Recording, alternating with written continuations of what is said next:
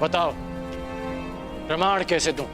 प्रमाण देने का केवल एक ही उपाय है, एक ही स्थान है, ये तुम्हारे समक्ष।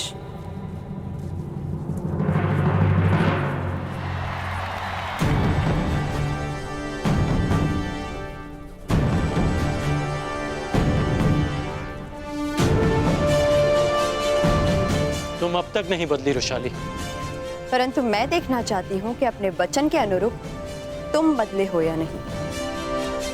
आओ दिखाता।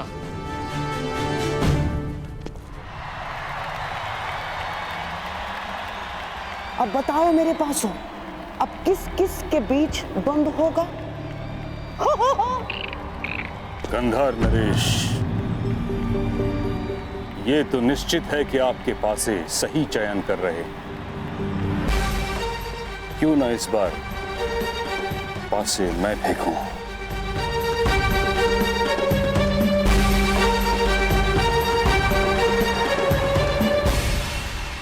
हाँ हाँ महामहिम, क्यों नहीं।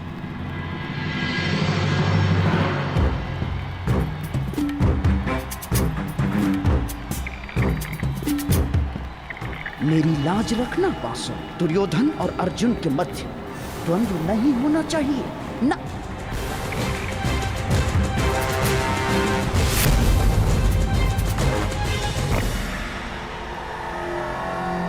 क्रमांक 2।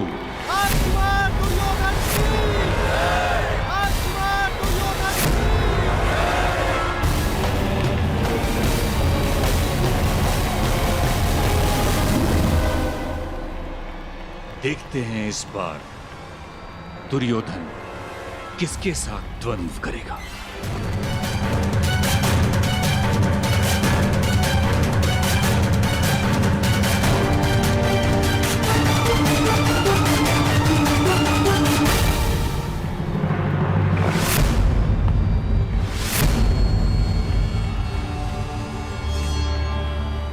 तीन नहीं, 5 मेरे प्रिय पासों, 5।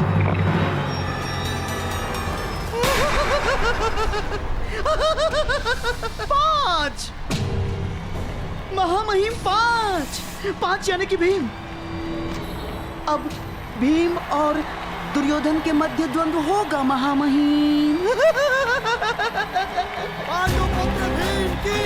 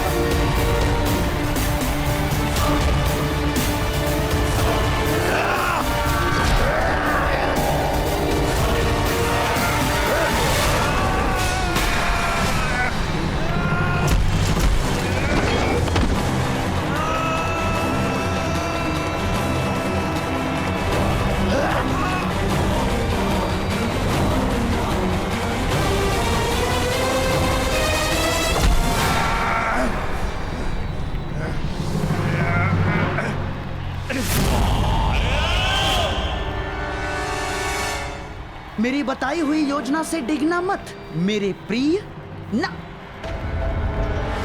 भीम को मारने के अवसर मैं तुम्हें अवश्य दूंगा, अवश्य। किंतु इस समय मेरी बताई हुई बात पर टिके रहना तुम।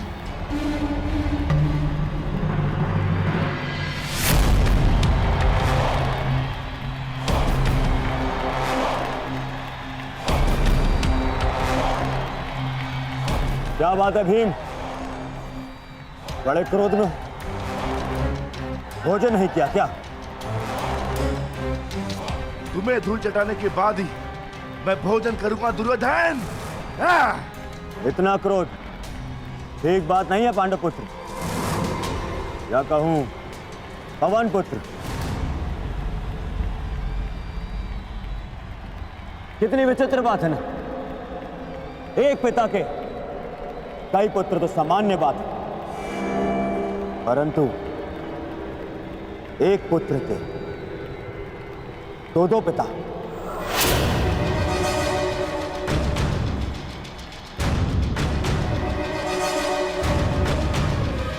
बड़ी असामान्य बात है ना, पर तुम्हारे लिए असामान्य कैसे? 5 भाई, 2 माए और 6 पिता।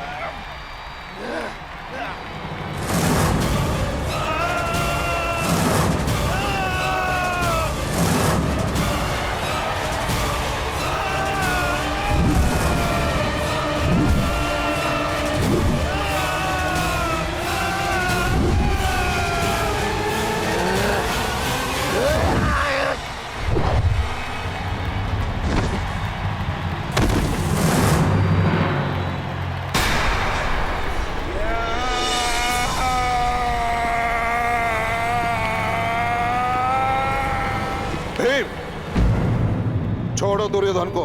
नहीं गुरुदेव, आज नहीं। तुमने इसका रक्त बहाया है भीम, अब तुम इस स्पर्धा के लिए पात्र नहीं हो।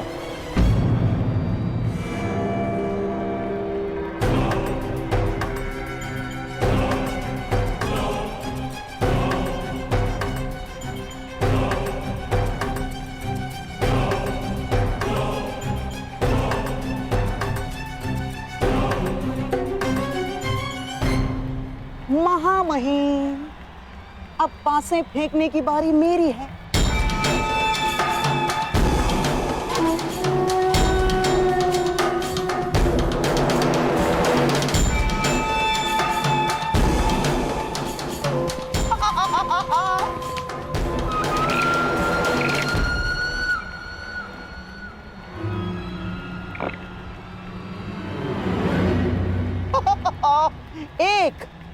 एक यानी राजकुमार युधिष्ठिर। एक योद्धा को हराने का सबसे बड़ा मंत्र है उसकी एक भुजा को दूसरी भुजा से लड़वा दो।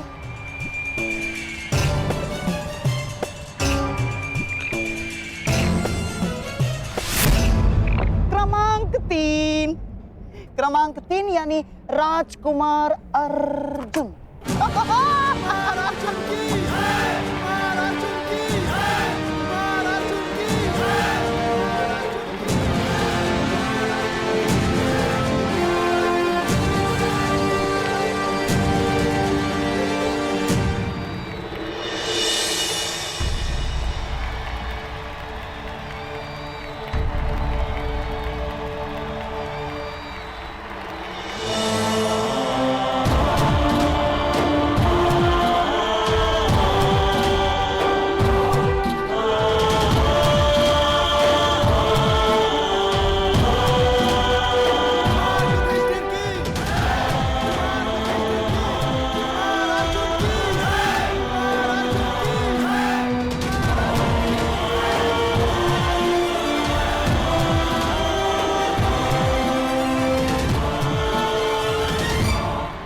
युद्ध आरंभ हो।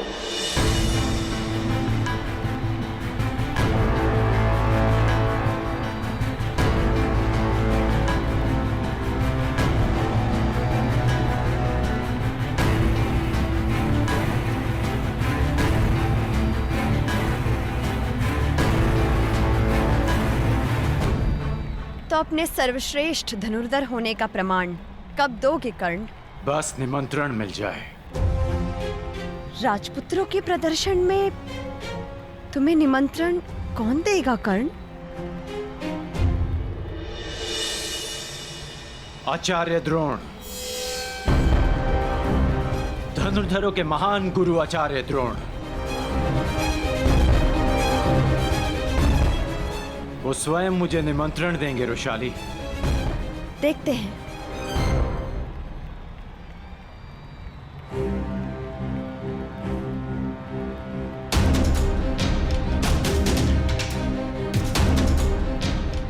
जिसने मेरा गुरु बनना स्वीकार कर दिया था, वो आज स्वयं मेरे गुरु भाई हैं।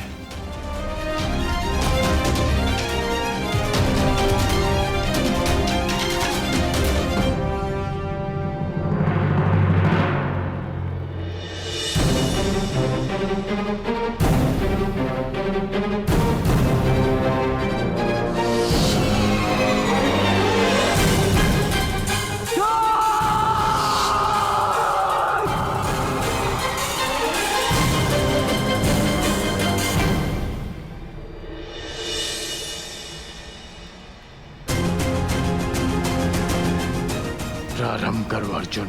राधे कर्ण अपने सबसे बड़े प्रतिद्वंदी का कौशल देखना चाहता है।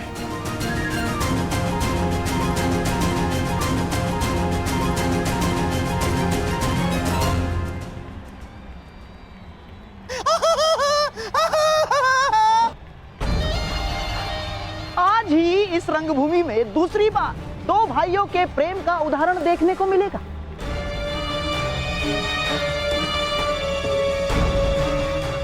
पहले दुशासन ने अपने भाई के विरुद्ध द्वंद्व अस्वीकार कर दिया,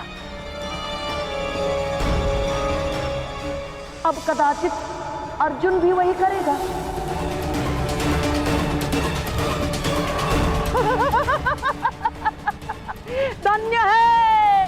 धन्य है हस्तिनापुर, धन्य है। बोलो अर्जुन, क्या अपनी हार स्वीकार करोगे या अपने देव समान ज्येष्ठ भ्राता के साथ द्वंद्व करोगे?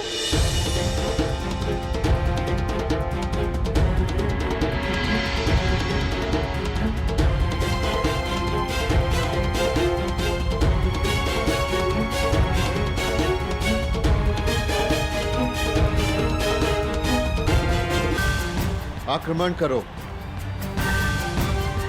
मुझसे युद्ध करना इस समय तुम्हारा कर्तव्य है।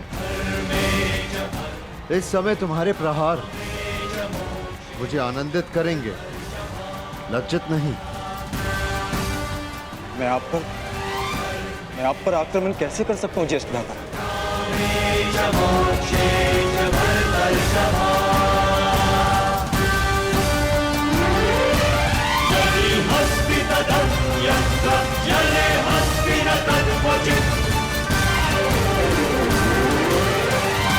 अब क्या होगा? क्या अर्जुन बिना युद्ध किए हार मान लेगा? अर्जुन का नहीं जानता,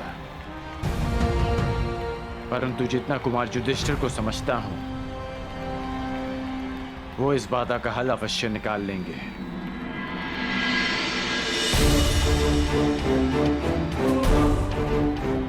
लगता है अंतिम चरण का अंतिम द्वंद्व ज्येष्ठ कुंती पुत्र और ज्येष्ठ गांधारी पुत्र में ही होने वाला है। क्षमा कीजिएगा मामाश्री, परंतु इस द्वंद्व का विजेता घोषित होना शेष है।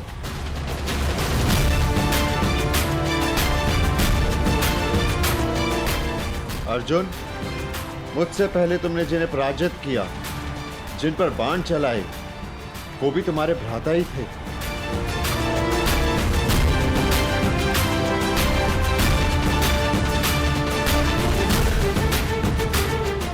अब मुझ पर प्रहार ना करके तुम मुझे लज्जित करोगे।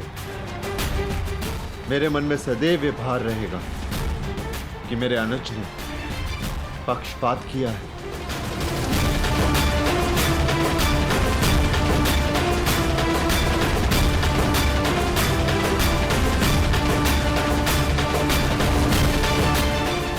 दीर्घायु रहो युधिष्ठिर, तुम अभी इतने स्थिर चित्त हो तुम्हें अपने ज्येष्ठ भ्राता को मारने या घायल करने के लिए युद्ध नहीं करना है अर्जुन।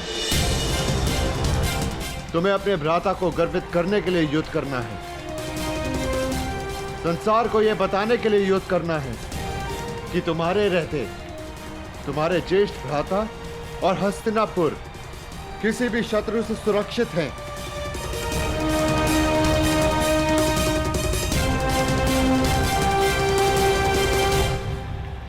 धनुष उठाओ अर्जुन।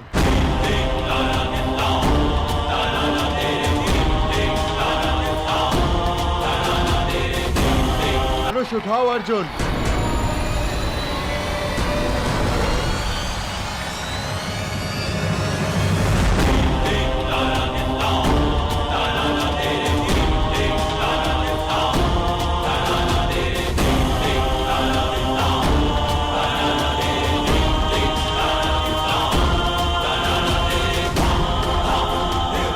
तुम मुझ पर प्रहार नहीं करोगे,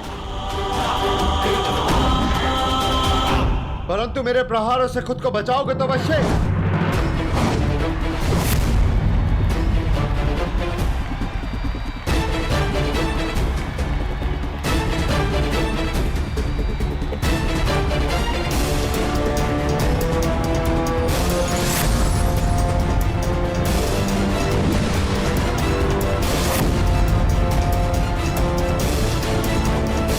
अर्जुन केवल बचाव ही करता रहेगा?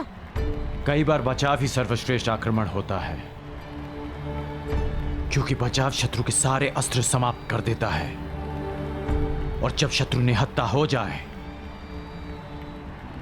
तो विजय निश्चित है।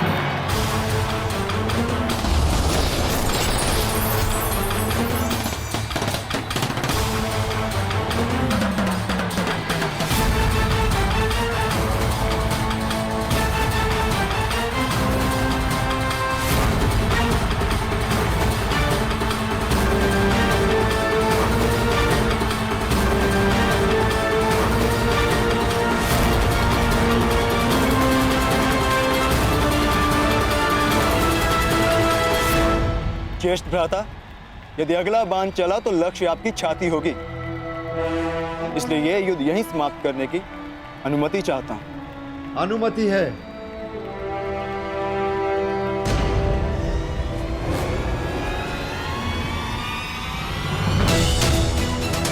तुम्हारे हाथों मिली ये पराजय किसी भी विजय से अधिक गर्व देने वाली है।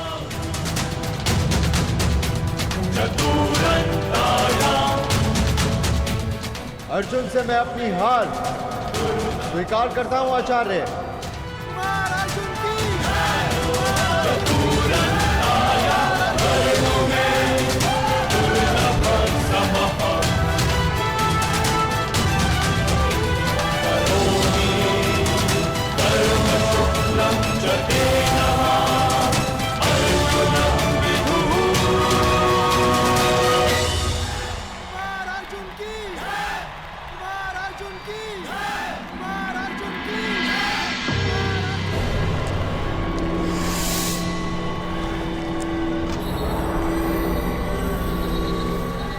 आपने तो कहा था कि एक भुजा को दूसरी भुजा से लड़वा दो, योद्धा समाप्त।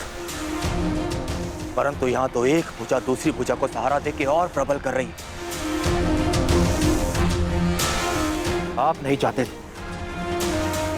कि कुमार दुर्योधन और इस अर्जुन के मध्य में द्वंद्व। हाँ, मैं अवश्य चाहता था कि दुर्योधन को अर्जुन का सामना ना करना पड़े, परंतु ये जानता भी था कि कदाचित ऐसा ही होगा।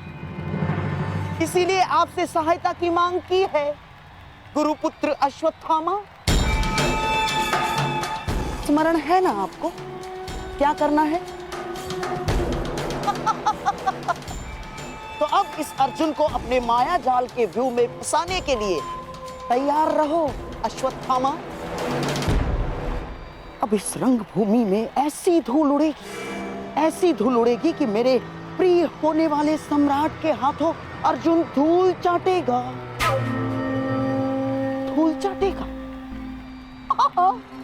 अवश्य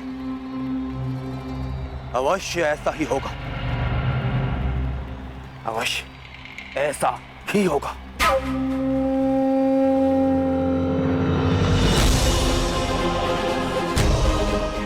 बधाई हो अर्जुन, और आपको भी बधाई हो आचार्य द्रोण कि आपने मेरे लिए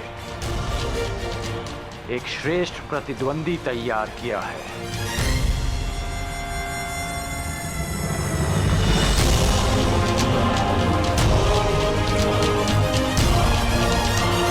द्वंदी तैयार किया है। अब समय है अंतिम द्वंद्व का,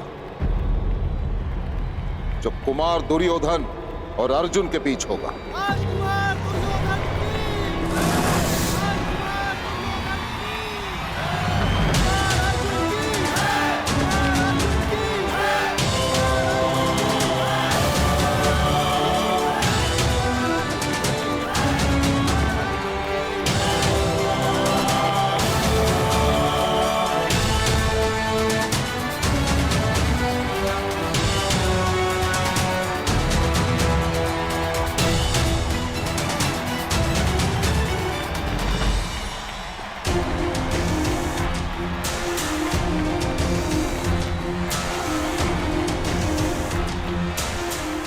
विजयी भव पुत्र दुर्योधन।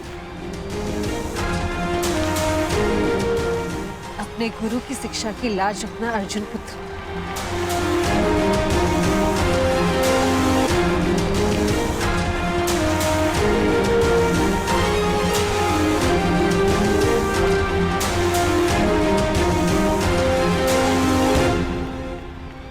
ये क्या? दुर्योधन अर्जुन से इतना दूर क्यों खड़ा है? इतनी दूर से गदा का प्रहार कैसे कर पाएगा?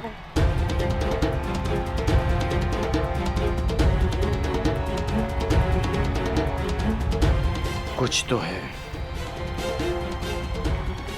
लगता है दुर्योधन युद्ध के लिए गदा नहीं, कोई और नीति प्रयुक्त करेगा।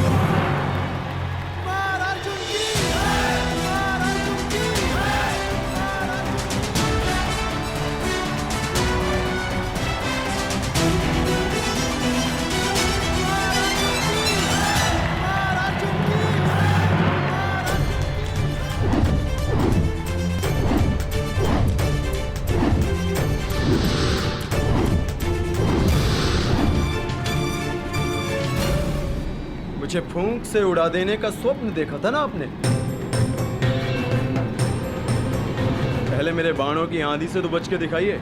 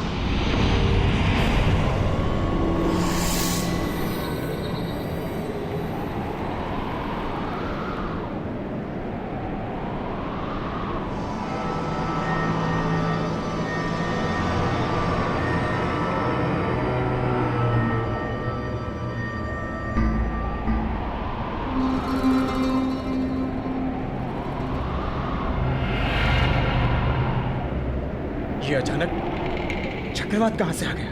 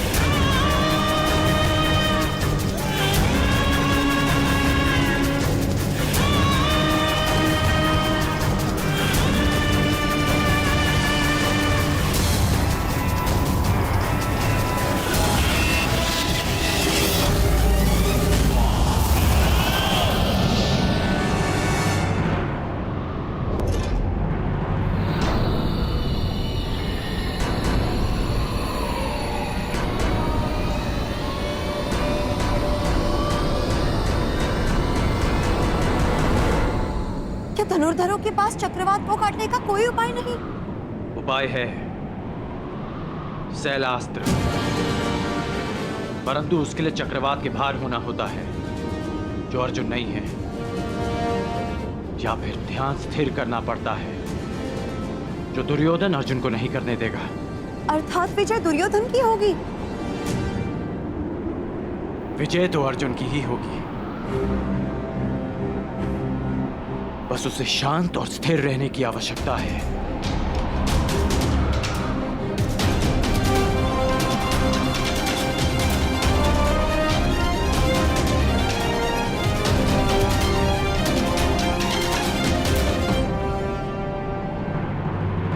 तुम्हें चाहे जितनी माया फैलानी है फैला लो अश्वत्थामा, जितने छल करने हैं कर लो, परंतु सब मिलकर भी अर्जुन को परास्त नहीं कर पाओगे। तुम अर्जुन का सामना कर रहे हो, अर्जुन का। ईश्वर ने मनुष्य को 5 इंद्रियां दी और एक सच्चे धनुर्धर के पास एक और इंद्रिय होती है, और वो है आभास। लक्ष्य को भेदने वाले के लिए कुछ भी असंभव नहीं। ध्वनि तुम्हारे कान सुनेंगे और तुम्हारे हाथ बाण चलाएंगे।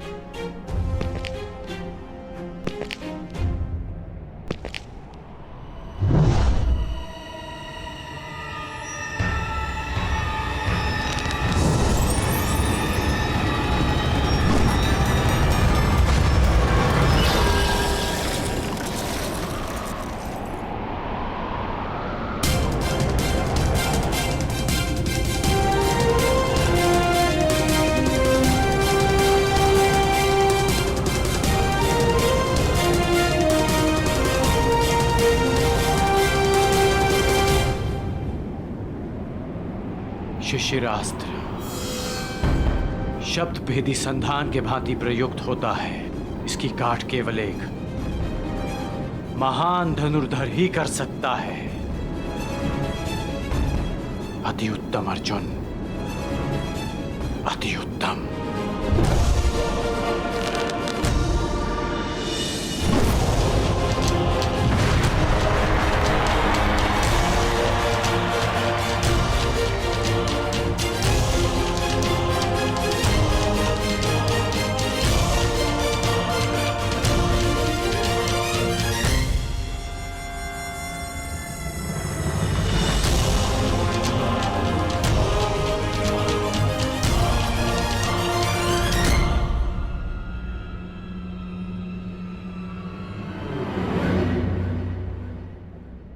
द्वंद्व में कौन जीता कुंती?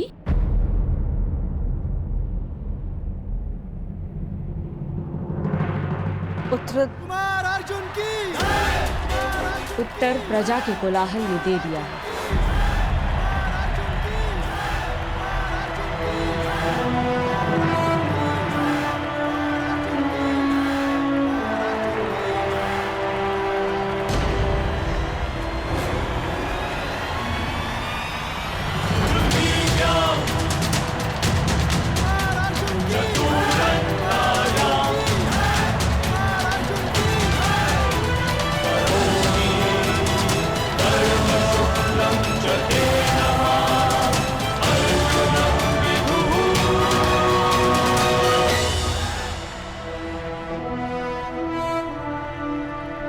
दुर्योधन सुरक्षित तो है ना विदुर?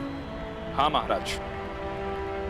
राजकुमार अर्जुन ने नियमों का पालन करते हुए राजकुमार दुर्योधन को परास्त किया है।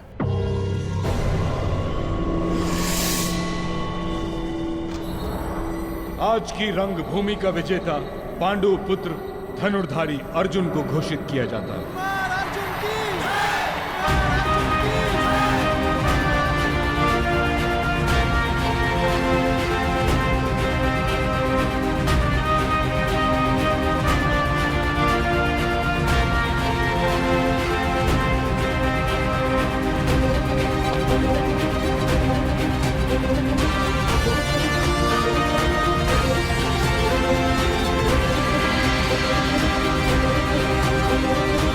हस्तिनापुर वासियों, आज अर्जुन मेरे विश्वास पर अपने बाणों से सत्य की मुद्रा छाप।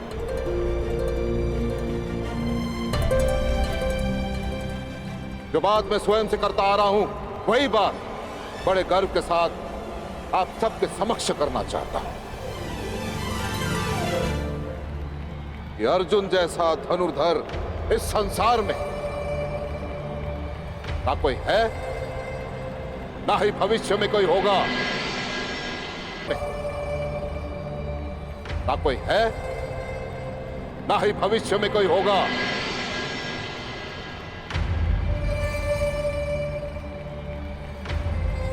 आचार्य द्रोण का महान शिष्य है अर्जुन।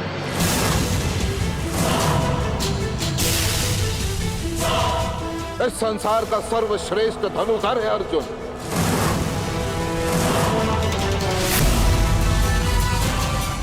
अर्जुन जैसा कोई नहीं।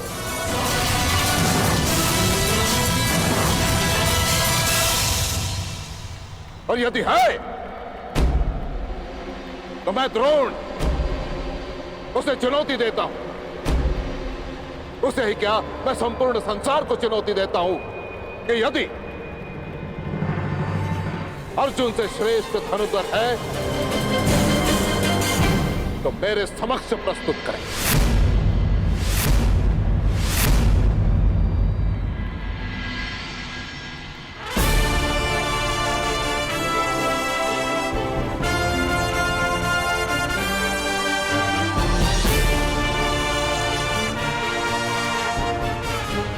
कहा था ना रुशाली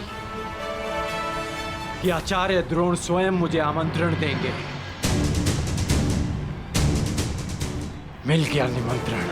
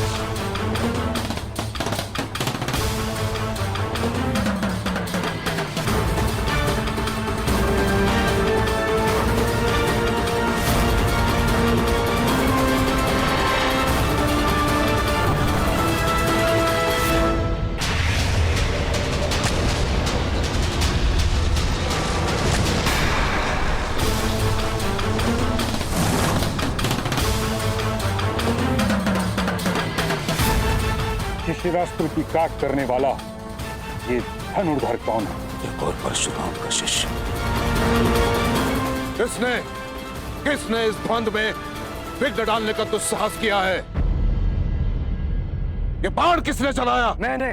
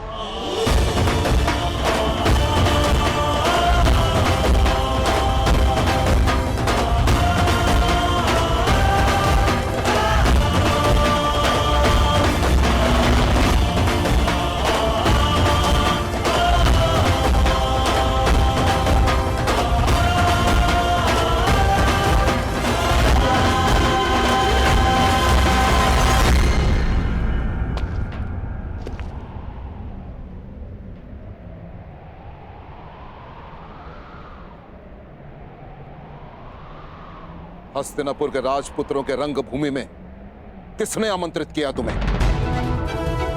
उत्तर दो।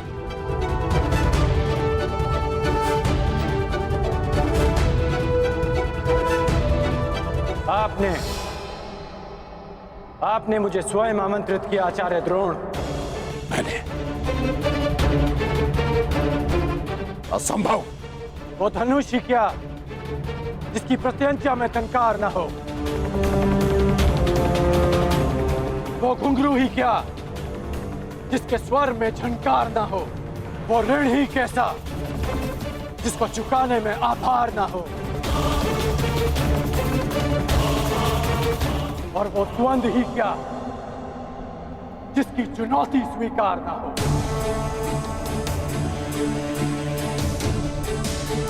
आपने हस्तिनापुर की प्रजा और माननीय अतिथियों के मध्य चुनौती दी थी। मैंने तो मात्र उसे स्वीकार किया है।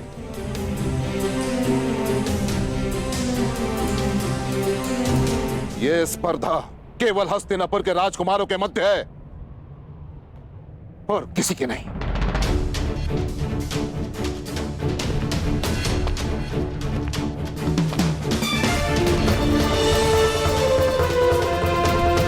जब तक ये द्वंद्व राजकुमारों के मध्य था, मैं दर्शकों के मध्य बैठा रहा। जब तक आपके वचन अर्जुन की प्रशंसा करते रहे, मेरे बाण मौन थे।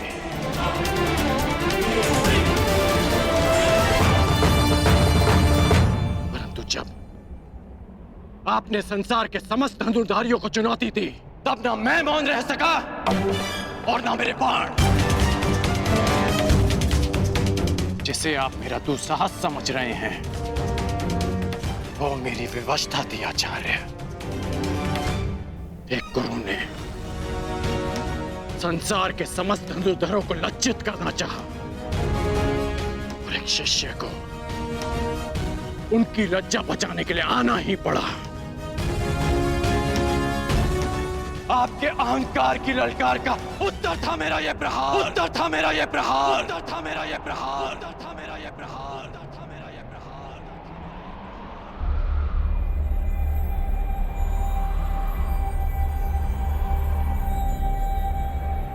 मैं सबके समक्ष अर्जुन को द्वंद्व की चुनौती देता हूं, चुनौती देता हूं, चुनौती देता हूं।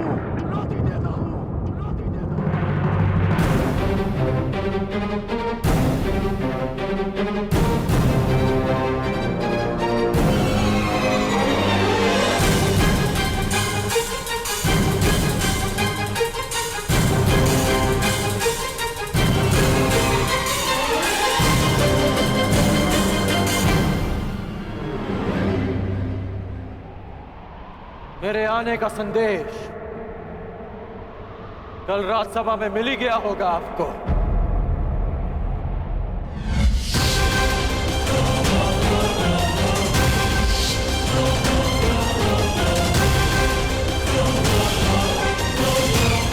आज आपका एक और संदेश समाप्त हो जाएगा। इस संसार का सर्वश्रेष्ठ धनुर्धर आपका प्रिय अर्जुन।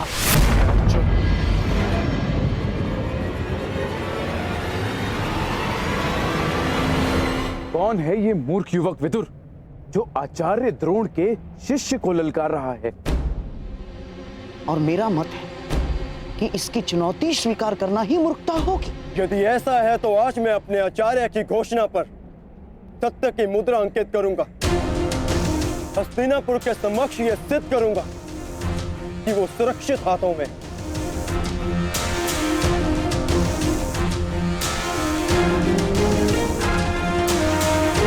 यदि तुम्हारे यहां आने का कार्य आचार्य की पुकार है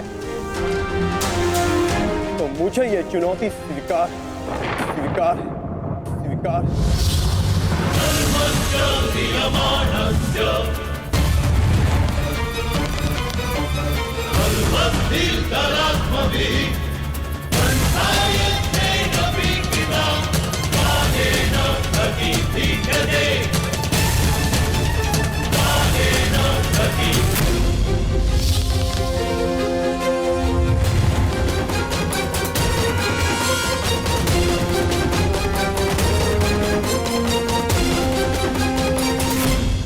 ठहरो युवान। हस्तिनापुर के राजकुमार को चुनौती देने से पूर्व तुम्हें समस्त हस्तिनापुर की प्रजा को अपना परिचय देना होगा।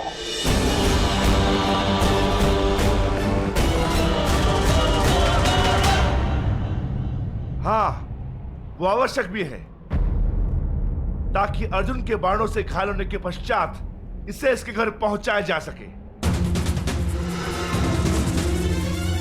कौन हो तुम युवक? अपना परिचय दो। बीता हुआ समय लौटकर नहीं आता मां महिम, परंतु बीते स्मरण लौटकर आते हैं।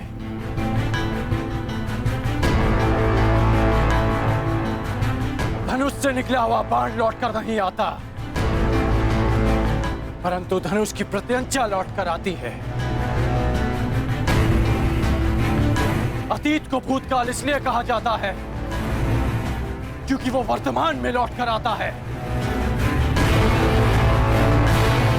मैं हस्तिनापुर का अतीत हूं जो आज लौटकर आया हूं।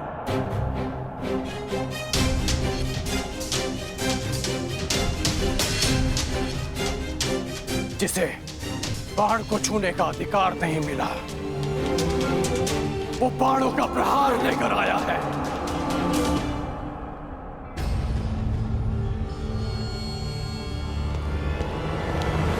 सत्य कहने पर जिसका उपहास उड़ाया गया, वो सच्ची चुनौती लेकर आया है।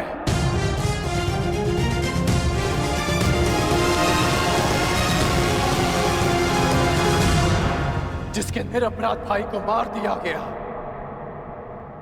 वो न्याय का प्रतिकार लेने आया है।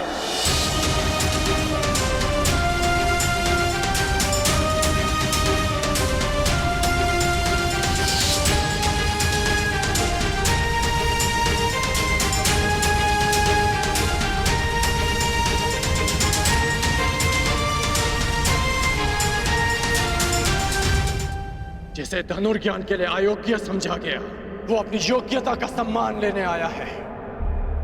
आप कृपा करके मुझे अपने शिष्य के रूप में स्वीकार कर लीजिए। मैं केवल और केवल राजकुमारों को ही शिक्षा देता हूं। कर्ण,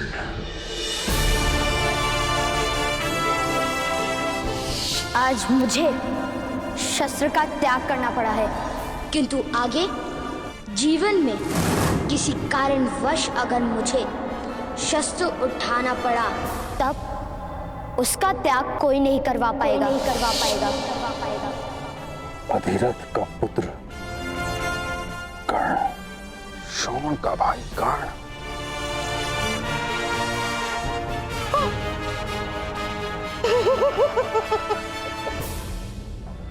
पांडवों का शत्रु कर्ण।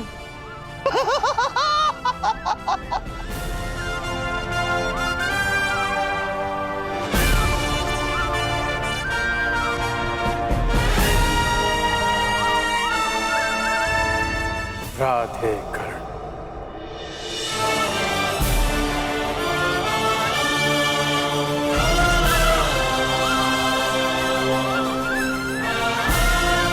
कर्ण,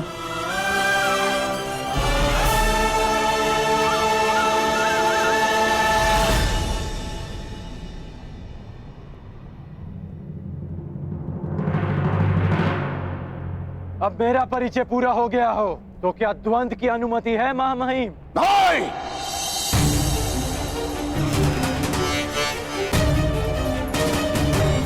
कदापि नहीं। तुम्हें द्वंद्व की अनुमति कदापि नहीं मिल सकती।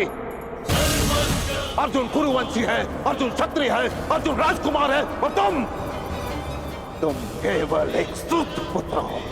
सूत पुत्र।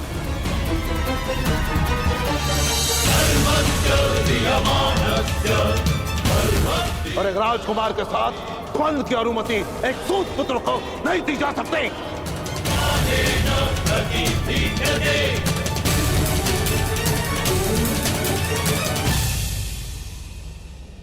मौन क्यों हो गए सूतपुत्र?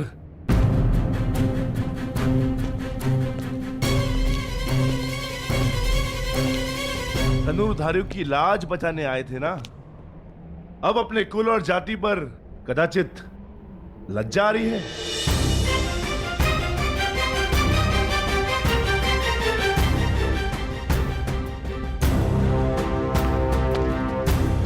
लज्जित नहीं हूं मैं वृकोदर। लज्जित नहीं हूं कि मेरा जन्म एक सूत कुल में हुआ। गर्व है मुझे कि मेरे पिता एक सारथी हैं, परंतु शोभ है कि युद्ध में महारथी से पहले बाणों का सामना करने वाले सारथी को यहां सम्मान का पात्र नहीं समझा जाता। अभिमान है मुझे मेरी माता के लालन पालन पर कि जिसने एक सूत को एक धनुर्धर बनने के योग्य बनाया, एक योद्धा बनाया, योद्धा बनाया, योद्धा बनाया।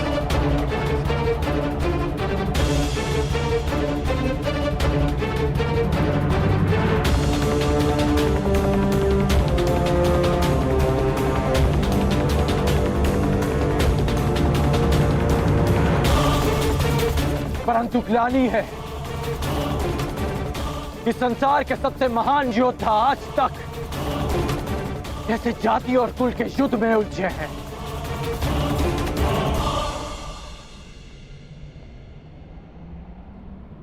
हाँ, मैं सूत पुत्र हूं, सूत पुत्र हूं, सूत पुत्र हूं।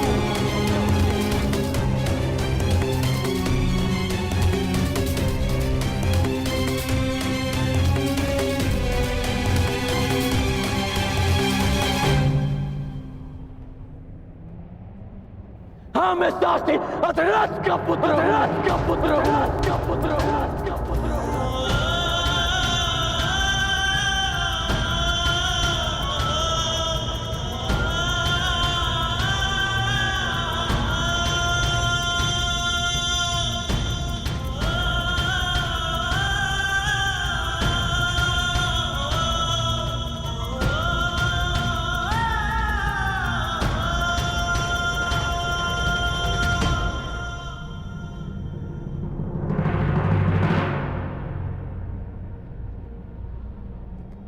इसी कारण तुम्हें द्वंद्व की अनुमति नहीं दी जा सकती। केवल एक राजकुमार को ही इस रंगभूमि में द्वंद्व की अनुमति दी जा सकती। क्यों मां महिम? मोती किस सागर से आता है कौन पूछता है? उसे माला में ही पिरोया जाता है ना। सागर जलधारा को स्वयं में समाने से पूर्व उससे उसका उद्धाम नहीं पूछता। कुंभ किसी भी माटी से बना हो, उसका लक्ष्य केवल प्यास बुझाना ही होता है।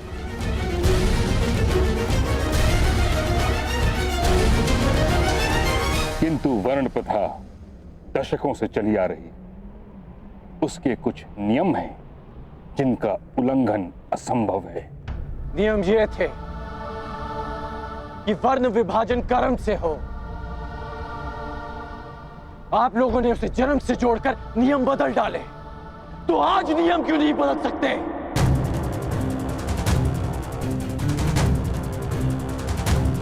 गुरु परशुराम जन्म से एक ब्राह्मण है और कर्म से एक क्षत्रिय। विश्वामित्र राजकुल में जन्म लेकर एक ब्रह्म ऋषि बन सकते हैं, तो क्या एक सूत पुत्र को अपने कर्म से द्वंद्व का अधिकार नहीं मिल सकता? क्योंकि सूत का केवल एक ही कर्म है, रथ के राज को संभालना, धनुष्य के प्रत्यंचा को नहीं। क्योंकि लोखंड से तलवार निर्मित हो सकती है, आभूषण नहीं।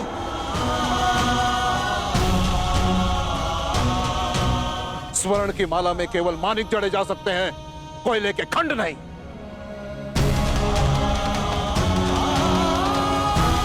और जो हीरक खंड सम्राट के मुकुट की शोभा बढ़ाता है, वो भी कोयले की खंड से ही बनता है। अर्जुन को सर्वश्रेष्ठ सिद्ध करने के लिए कितने नियम बनाएंगे और कितने नियम तोड़ेंगे आप? मुझे शिष्य नहीं बनाया। भील पुत्र एकलव्य से गुरु दक्षिणा में दाहिने हाथ का अंगूठा ले लिया।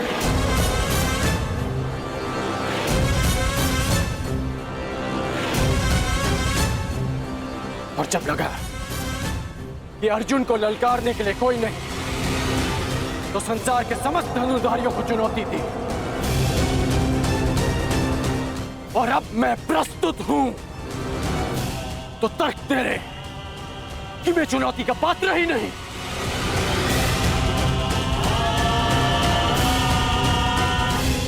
क्या आपकी सोच एक सूत को संसार का भाग नहीं मानती? बस! बस! बस!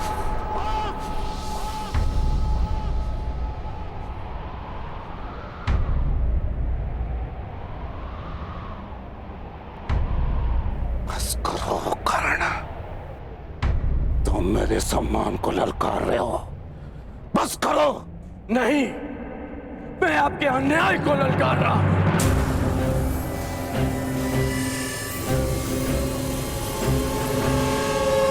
ये कैसा न्याय है महामहिम?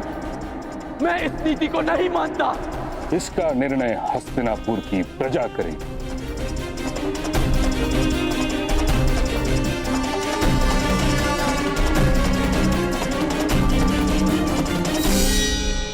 जिस हस्तिनापुर के समक्ष तुमने उसके राजकुमार अर्जुन को चुनौती दी है, पूछो उस प्रजा से, क्या वो अपने राजकुमार का द्वंद्व एक सूत पुत्र के साथ होते हुए देखने की इच्छुक है?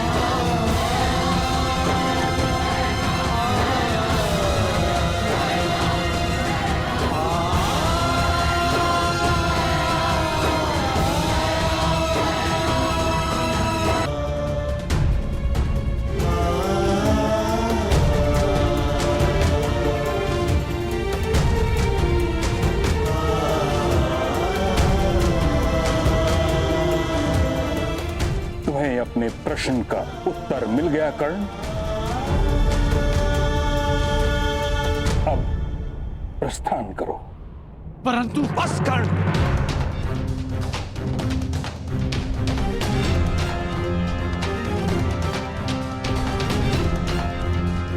अपने पिता की सीख नहीं स्वीकारी, आचार्य जी की चेतावनी नहीं स्वीकारी, महामहिम का आदेश नहीं स्वीकारा, अब क्या प्रजा का तिरस्कार भी नहीं स्वीकारोगे? घर चलो कर्ण, समझने का प्रयास करो। तुम्हारा जीवन पुरस्कार नहीं, ये तिरस्कार है।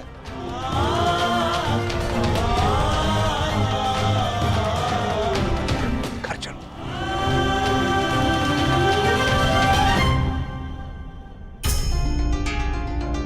महामहिम, आचार्यवर, इसे क्षमा कर दीजिए।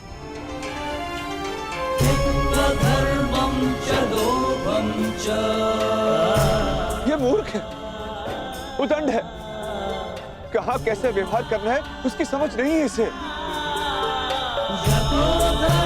दूत पुत्र है ना, राजज्ञान की समझ नहीं है इसे।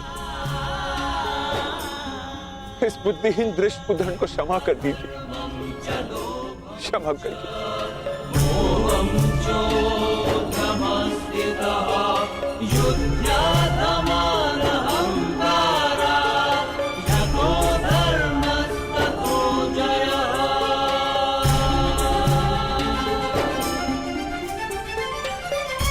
बुद्धिहीन दृष्ट उदंड को क्षमा कर दीजिए, क्षमा कर।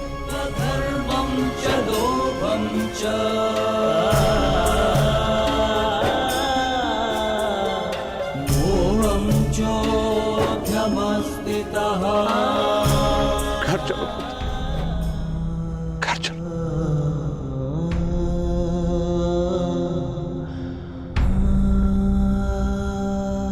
सीखो सूतपुत्र, सीखो।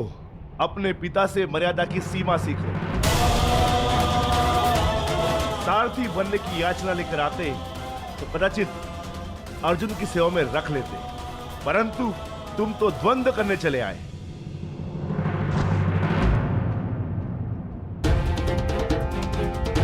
जाओ सूतपुत्र, घर जाकर अपने पिता से मर्यादा का पाठ सीखो। भीम,